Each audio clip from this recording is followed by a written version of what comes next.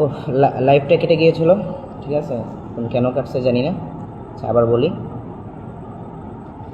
যে আমাদের যে ছোটোবেলার যে উল্টাপাল্টা অনেক কিছু হইতে পারে, অনেক দুষ্টমি, ঠিক আছে, তারপরে এগুলো নিয়ে আমাদেরকে হুমকি দেওয়া হয়েছে যে আমরা এইসব করছি, এগুলা জানিয়ে দেওয়া হবে, আমাদের চরিত্রের সমস্যা আছে।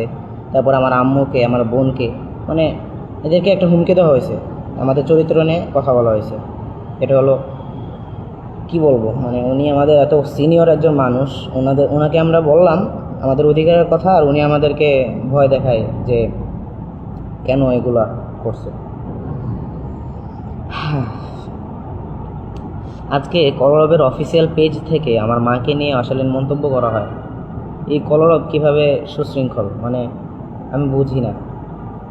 এটা আসলে কলরবের যে মূল ধারাবাহিকতাটা ছিল, সবার ভিতরে একটা শালীনতা, ভদ্রতা ছিল, সব কিছু তো হারিয়ে গিয়েছে। বড় বড় আলেমদের থেকে সেই মানে নজরটাও সরে গিয়েছে।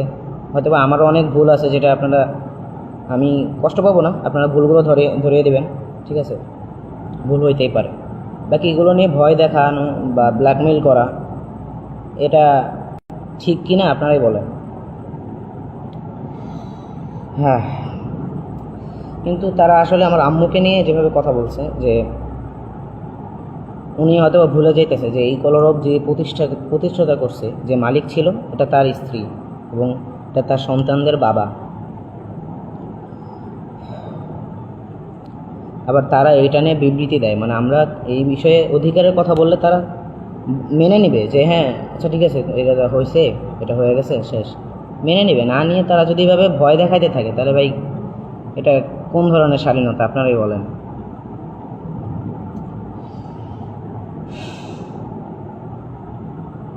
আর আপনারা জেনে রাখেন যে পত্রপত্রিকার যে বিষয়গুলো, যে পত্রিকার ভিতরে যেসব খবর এসেছে, সেগুলো কোনো কিছু ভুয়া নয়, সেগুলো আমাদের সকলের পরামর্শে, আমাদের ফ্যামিলিগতভাবে সেটা ছাপানো হয়েছে।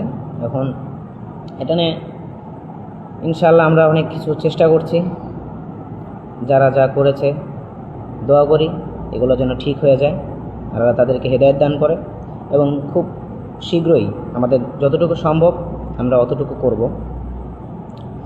আর এই যে খবরগুলো, এটা হলো বড় একটা কথা যে অনেকে মনে করতেছে এটা স্ক্যাম, বা অন্যবার কলরবের বিরুদ্ধে যারা অনেক কথা বলে, অনেক কিছু বলে কলরবকে মানহানি করতে চায়, ওগুলো তো করবেই ভাই, কারণ কলরবের ভিতরে তো ওইরকম মন মানসিকতা মানুষ কয়জন আছে, যারাই আছে বড় বড়, সকলেরই কিছু কিছু ভুলের কারণে কলরবের দোষারোপ করতে হয়। দেখা গেছে কলরবের একজন শিল্পী একটা জায়গায় একটা উল্টাপাল্টা করে বসছে, তো তার জন্য পুরো কলরবকে দোষারোপ করা যায়, কলরবের চরিত্র খারাপ, কলরবের এই হয়েছে। আর একজন বলতেছেন হুমকি কে দিছে। হুমকি আমি বলতেছি যে হুমকি যাদের বিরুদ্ধে আমরা বলতেছি, রশিদ আহমদ ফেরদৌস, বদরুজ্জামান চাচু, ওনাদের কাছ থেকেই হুমকি আসছে, যে গালিবের বা রুহির, এদের ভিতরে যাদের বিষয়ে যা জানে, বা মাদ্রাসায় থাকতে যে অনেক কিছু আছে, হুজুররা তো কী করবে, কোনো উল্টাপাল্টা করলে গার্জিয়ানের কাছে বলে, আর ওই সময় গার্জিয়ান কে ছিল, বদরুজ্জামান, তো সেই হিসেবে সব কিছু তার কাছে বলা হয়েছে। এখন সে আমার ওই ছোটোবেলার ওই বিষয়গুলো নিয়ে আমাকে ব্ল্যাকমেইল করতেছে, সরাসরি আমাকে বলে নাই, অবশ্যই আমার ফ্যামিলির কাছে বলছে, তাদের কাছ থেকে আমি শুনছি। আর আমরা আমাদের মূলত অধিকারের জন্য নেমেছি, তো যারা আজাদ ভক্তরা আছেন, বাবাকে ভালোবাসেন, তাদের কাছে রিকোয়েস্ট করব তারা আমাদের সাথে থাকবেন।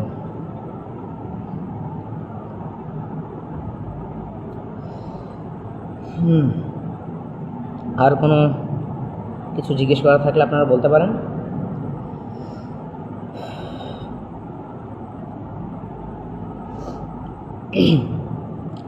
আর একটা কষ্টের বিষয় হলো যে কলরবের যে অফিসটা, আপনারা দেখেন যারা কলরবে গিয়েছেন অনেক আগে, তারা দেখছেন যে কলরবের একটা অফিস ছিল, সেটা আমার আব্বু নিয়েছিল, কিন্তু ওই বিল্ডিংটা চেঞ্জ করার পরে অন্য একটা অফিস নেওয়া হয়েছে। সবচেয়ে কষ্টের বিষয় হলো আজ 20 বছর হয়ে গেছে কলরবের বয়স, মনে হয় 6 সাল থেকে না 4 সাল থেকে 20 বছর বয়স কলরবের, আজ পর্যন্ত কলরবের নিজস্ব একটা অফিস নেই। তো এটা যখন আমরা বলছি, এটা নিয়ে অনেকে কথা বলছে, তখন বদরুজ্জামান চাচু উনি বলছে যে কলরবের জন্য অফিস নেওয়া হইতেছে, একটা বিল্ডিংয়ে বায়না দেওয়া হয়েছে, 40 লাখ টাকা বায়না দিয়েছে, যে আগে থেকে টাকা দিয়ে রাখছে 40 লাখ টাকা, যে ওই ফ্ল্যাটটা কলরবের নামে হবে। কিন্তু পরবর্তীতে খোঁজ নিয়ে জানা গেছে যে এই কলরব বা কলরবের নামে কোনো ফ্ল্যাটই নেওয়া হইতেছে না, মানে যে ফ্ল্যাটটা নেওয়া হইতেছে ওটার কাগজপত্র সম্পূর্ণ নিজের নাম, অর্থাৎ বদরুজ্জামান উজ্জ্বল বা এই ওনার নিজের নাম দেওয়া এই ফ্ল্যাটটা নেওয়া হইতেছে। এখন চিন্তা হয়েছে এটি কলরবের মানে কলরবের ফ্ল্যাট, কলরবের অফিস হবে, সেটা তার নাম কেন থাকবে? সংগঠনের নামে হবে না, বা সংগঠনের যারা মালিক তাদের নামে হওয়া উচিত।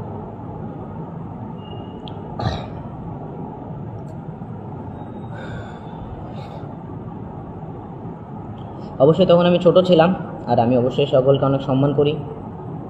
ছোটোকাল থেকে তারা আমাকে অনেক আদর যত্নে বড় করছে, এটা আমি দেখছি আমার দিক থেকে, ঠিক আছে। যে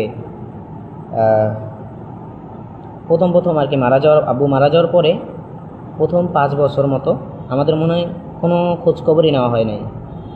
তো 3 বছর না 2 বছর পরে আব্বু মারা যাওয়ার পর 12-13 সালে সম্ভবত আমাদের কী বলে চেয়ারম্যান সাহেব যিনি, আরে